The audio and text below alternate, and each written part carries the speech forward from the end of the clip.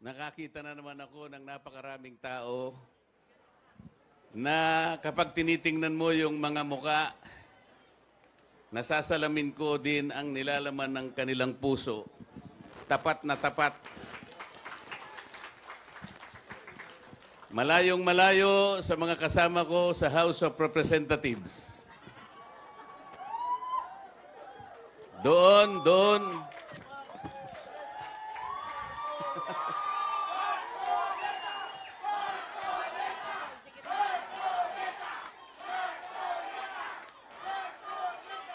Doon, kunwari, nakangiti sila sa'yo.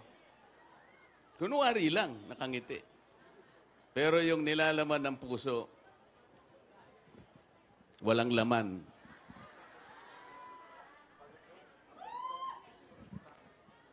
Kasi po, sinasabi ko sa kanila, maraming mali ang ginagawa natin. Dapat ang gawain natin, ibase natin sa ating mga tuntunin. Meron tayong House Rules and Regulations. Kagaya ng ginagawa ninyo sa ating Vice President. Ang ating Vice President ay ibinoto ng mahigit na 32 million Pilipinos. Inimpeach nila yung Vice President. Walang basihan ang impeachment. Bakit po?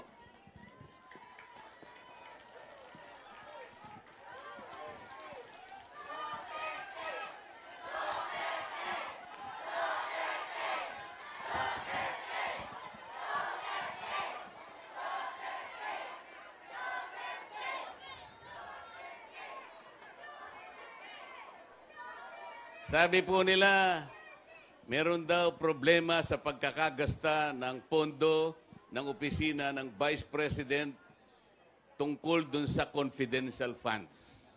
Yun po ang kanilang sinasabi. Yun po yung aligasyon. Sabi ko sa kanila, o sige, gawin natin. Pero, isama natin yung mahigit na 400 offices na meron ding confidential funds.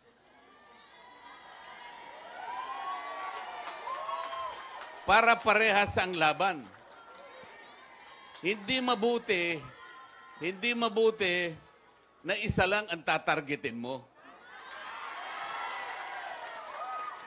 Matalino ang mga Pilipino. Lalo na yung mga taga Valencia, Bukidnon. Sabi ko, mahalata tayo ng taga Bukidnon sapagkat namemersonal tayo. Isama mo lahat yung 400 para sa ganun, walang personalan. Hindi po nila alam. Ayaw po nila. Alam na po ninyo ang dahilan kung bakit ayaw nila. Gusto nilang tanggalin ang Vice President. Interesado sila na mawala ang Vice President sapagkat siya lamang ang makakalaban nila sa susunod na presidential election. Iyon.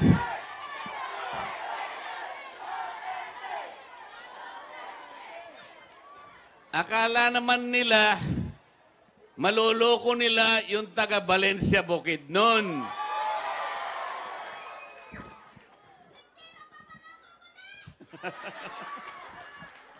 Salamat po sa pagkakataong ito na binigyan niyo ako ng pagkakataong magkita-kita tayo. Alam ko po ang karamihan, kung hindi man lahat, ay miyembro ng kaibigan. Brotherhood Christian Association, Inc. Alam ko po ang inyong pinanggagalingan. Ang brotherhood po, malalim ang kahulugan. Pag sinabi mong brotherhood, nandyan ang pagkakaisa. Nandyan ang pagmamalasakitan sa bawat isa. Nandyan ang pagtutulungan sa bawat isa. Alam po ninyo, merong nakasulat sa Biblia. Awit, versikulo 133, 133, kapitulo 1. Ano sinasabi doon? Masdan ninyo, na pagkabuti at pagkaligaya sa magkakapatid na magsitahan sa pagkakaisa. Nakasulat po sa Biblia. Brotherhood, kapatiran, pagkakaisa. Iyan po ang kailangan ng bansa para umunlad ang Pilipinas. Hindi kaguluhan. Kaya gusto kong pumunta dito sa Valencia kahit malayo sa aking pinanggalingan. Sapagkat dito makikita natin ang kahulugan ng pagkakaisa, ng pagmamahalan at pag-iibigan sa bawat isang Pilipino. Hindi kagaya ng gustong mangyari ng aming leader sa House of Representatives na nanggaling lang sa Tacloban. Ang gusto niya tanggalin niya ang Vice President. Kinasangkapan niya ang mga representatives. Mahigit na 200 ang pumirma. Hindi nila kayo kinonsulta. Hindi man lang sila nagtanong sa inyo. They owe it to the people. Kailangan nilang konsultahin kayo sapagkat napaka-importanting issue to. Tatanggalin mo ang Vice President nang hindi mo kukonsultahin ang iyong mga constituents? Hindi pwede yun. Pumirma sila nang hindi kayo kinukonsulta. Alam ninyo kung bakit sila pumirma? Alam na ninyo ang dahilan. Matalino ang taga Valencia Bukidnon.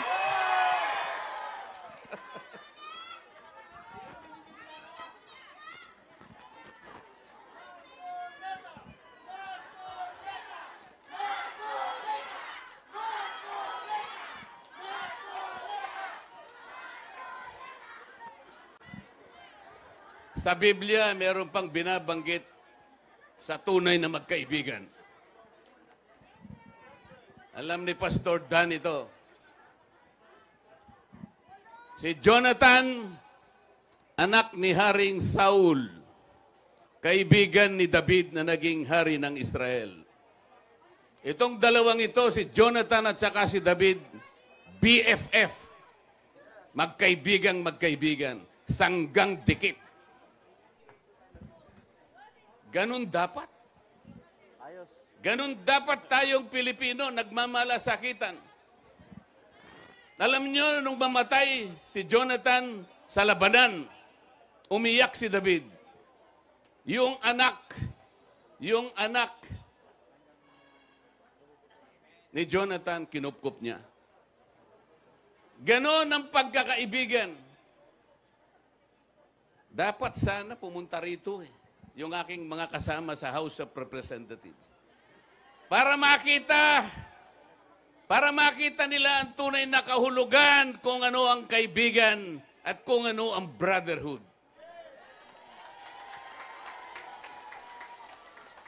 Darating na naman po ang eleksyon. Lalapit na naman sila sa inyo. Lalapit na naman po sila sa inyo, dala-dala po yung AIX. Yung akap, yung tupad.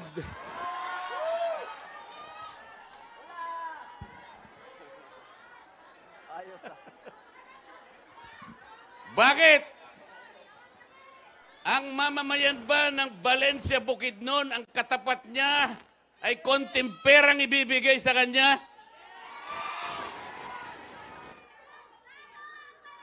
Kaya bang tapatan yung dignidad at karangalan ng mamayan ng Valencia, Bukidnon? Kaya bang pasayahin lang kayo sa isang araw? Pagkatapos yung lahat ng araw, malungkot na kayong lahat. This is not how to govern the country. Hindi ito in governance. Hindi tungkulin ng congressman o senador na siya mismo ang magdala ng AIX, ng AKAP, ng tupad. Kayabangan po yun, pagpapasikat yun. Hindi dapat mangyari yun. Kasi ang akala nila, pag inabutan po kayo ng konting pera, parang utang na loob nyo sa kanila. Hindi po ganun eh. Dapat kasi hindi na pinadadaan sa mga congressmen para hindi sila makapagyabang, para hindi nyo tanawin ng utang na loob. Kung ako lamang ang masusunod po, total konting pera lang naman yun eh. Magsakripisyo na tayong lahat. Pag lumalapit si congressman o kaya si senator, kandidato, kung kaya ninyong gawin, huwag na nating tanggapin. Kung kaya, ha? Kung gusto nyong tanggapin nyo. Total sa inyo naman yun eh. Pero huwag kayong magpapasalamat sa kanila dahil pera ninyo yan. Hindi nila pera yan. Hindi galing sa bulsa nila yan. Ngunit kung kaya ninyong huwag tanggapin. Halimbawa, ma'am, halimbawa, inaabot na sa'yo. Sinabi ni ma'am, Kong, sa'yo na lang yan. Hindi mo kayang bilhin ang aking dignidad. Alam po ninyo, parang sampal sa mga mukha nila yun. Sapagkat nung inimpeach ang Vice President, hindi ka man lang nilapitan. Bakit? Gusto mo bang i-impeach ang Vice President? Ayaw mo eh. Pero siya gusto niya sapagkat alam na ninyo magkano ba ang dahilan. Magkano?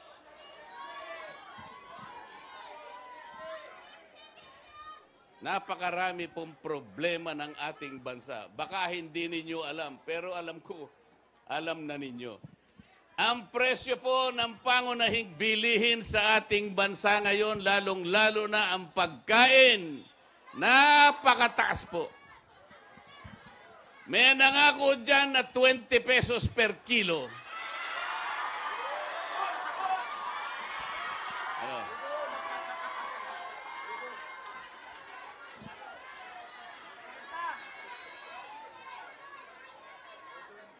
Uy, pabalik-balik na yung mga senador nila.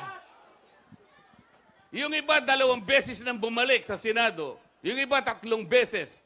Yung iba, 4 na beses nang bumalik sa Senado. Bakit ganito ang kalagayan ng bansa? Pagkatapos, haharap na naman sila sa iyo. Anong katwiran? Anong katwiran?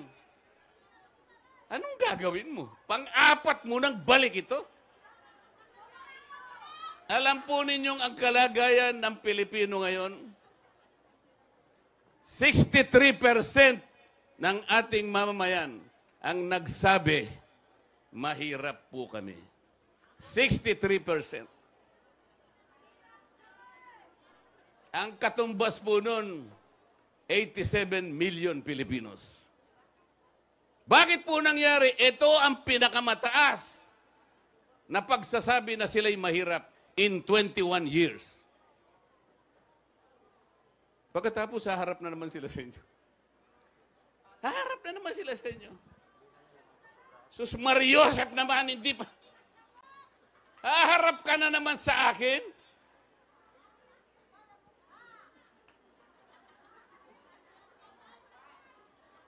Talaga pong ganun ang... Anong gagawin? Anong gagawin nila?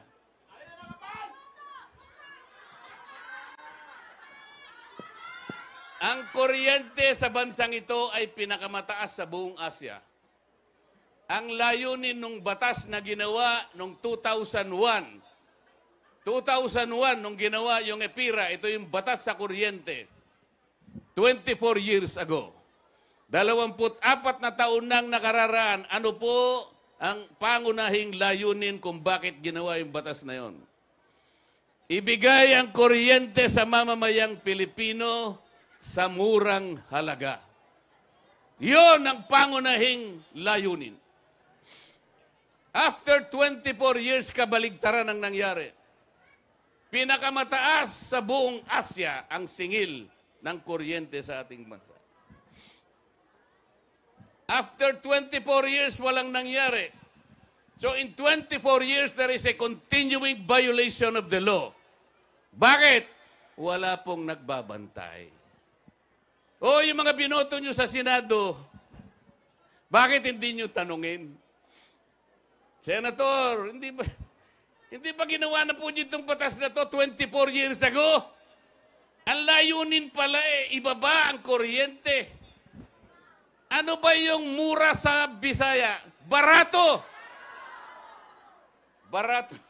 Barato ba ang kuryente? Sa Valencia, Bukidnon. Bakit hindi natin tanungin? Lalapit na naman sa inyo eh. Ha? May dala-dala namang akap eh. Hindi na kayo magtatanong, may akap eh, ha? AX. Tupad. Wag po. Meron kayong kapangyarihan, palitan natin ang sistema. Palitan natin ang sistema.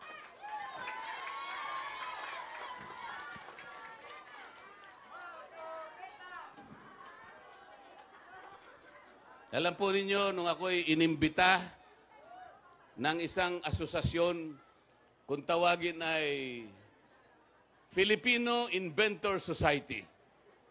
Marami na po ako napuntahan ng mga organisasyon. Marami na po. Pati po yung organisasyon ng mga midwives, yung mga hilot. Kinausap ko na lahat yan. Ang hindi ko na lang nakausap ay yung asosasyon ng mga punerarya. Pero kung iimbitahan nila ako, pupunta ako, pero pasasama ako kay Pastor Dan. Bakit ko po binanggit yung asosasyon ng Filipino Inventor Society? Kasi po, ang dami pa lang na-invento. Sila pa lang naka-invento ng karaoke. Sila pa lang naka-invento ng yoyo. Sila rin ang naka-invento ng bamboo incubator. Yung unsinkable portable boat, sila naka-invento nun. Yung 3-in-1 jeepney. Pati yung banana ketchup. Pilipino pa lang naka-invento. Napakarami. Alam po ninyo kung ano yung nakalimutan nila na imbentuhin? Tinanong ko sila eh. Para hindi na ako nahihirapan ng mga kababayan natin tuwing eleksyon para piliin kung sino yung karapat-dapat. Kagaya ngayon, sa Senado, 65 ang kandidato, nag-withdraw na yung 3, 62 pa rin. Mahihirapan kayo ngayon, ang dami. Pero sabi ko sa kanila, kung naka-imbento sana kayo ng aparato, parang yung scanner, yung pag pumupunta ka sa airport, dadaan ka doon. Pagka tumunog yun, teka, balik, sabi nung ano eh. Hindi pwede, balik. Kakap-kapang ka lahat, di ba? Naka-imbento ka sana ng aparato na kagaya nun. Padadaanin mo lahat ang mga kandidatong senador dyan sa aparato na yan. Ano sa palagay nyo?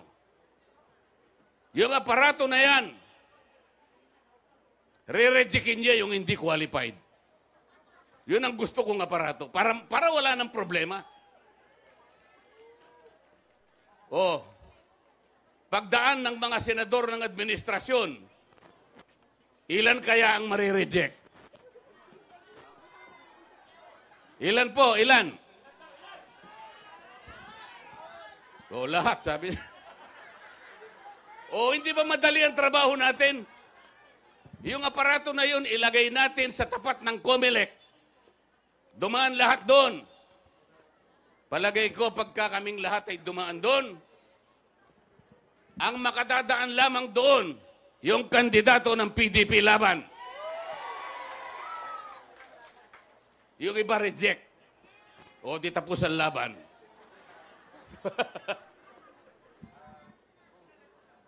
Talaga po ako'y nagpapasalamat. Ibang-iba. Iba-iba ang mga tagpong ganito. Sa ganitong mga tagpo, walang agawan ng hopya. Diba? Walang awayan. Walang gulo. Kasi tapat. Tapat. Nakikita ko po ang pagtanggap ninyo sa akin. Kailangan po magpasya tayong lahat. Yung gusto na ma-impeach na nga pala, yung gusto na maalis ang Vice President, iboto ninyo yung administration candidates. Yung ayaw matanggal ang Vice President, iboto ninyo ang kandidato ng PDP laban. So, we have simplified the issue. Isang issue na lang. Dito o dito. Maliwanag po yun. Nagkakaintindihan po ba tayo? Kailangan po ninyo na magdala ng mga senador na magko-constitute ng susunod na kongreso. Yung paglitis nila sa Vice President ay matutupad sa susunod na Senado. Kapag walang number na tutulong sa Vice President, matatanggal nila ang Vice President. Ang kailangan para matanggal ang Vice President, 16 na boto ng mga senador. 2/3. 2/3. So kailangan maglagay kayo ron at least siyam. Kasi pagka siyam ang nandun, 24 minus 9, 15 na lang, di ba? Pag 15, hindi matatanggal ang Vice President kasi ang kailangan 2/3. So kailangan meron kayong siyam na madadala sa Senado.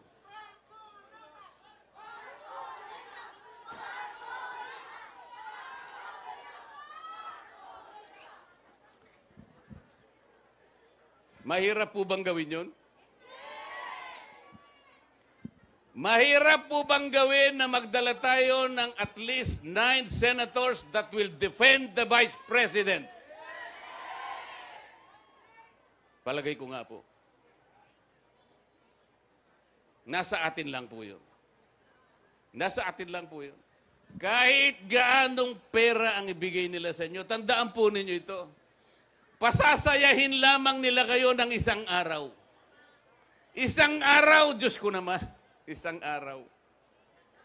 Hindi po yun ang kailangan ng Pilipino.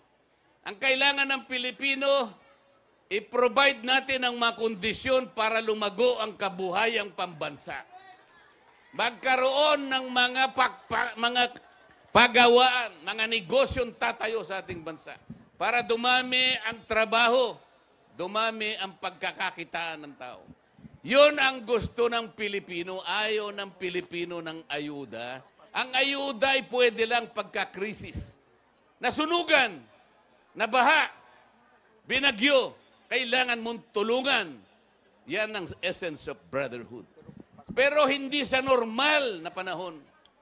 Hindi yung tuwing eleksyon meron kang ayuda, hindi po yun. Huwag po ninyong ipagbili ang inyong kinabukasan. Huwag ninyong ipagbili ang dignidad at karangalan ng Pilipino. Ang Pilipino, kahit mahirap ang buhay niya, gusto pa rin niya pagdating ng tamang panahon, makahulagpos siya doon sa tali ng kahirapan. Hindi niya ipamamana yon sa kanyang pamilya. Yan ang Pilipino. Walang palakpak.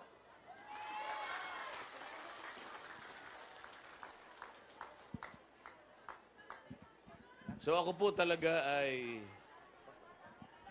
Kung ako ay makabababa para yakapin ko kayong lahat, gagawin ko eh. Dahil sa laki ng pasalamat ko sa inyo. Napakalayo po ng Valencia, Bukidnon. Napakarami kong pupuntahan sa Luzon. Pero nang ako'y inimbita ni Pastor Dan, hindi pwedeng hindi ko puntahan ang Valencia, Bukidnon. Dahil hindi ko magawa na yakapin ko kayong lahat, ang sasabihin ko na lang ay, gikan sa akong kasing-kasing, gihigugma ko kamong tanan.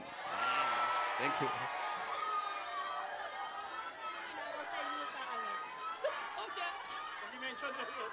Hopya!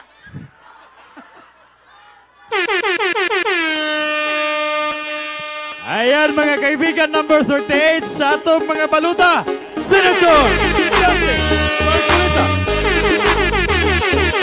Sa katotohanan siya ay nakilala, naglahat ng kompletong ebidensya. Kanyang pinili, makakabuti para sa mas nakararami. Katotohanan,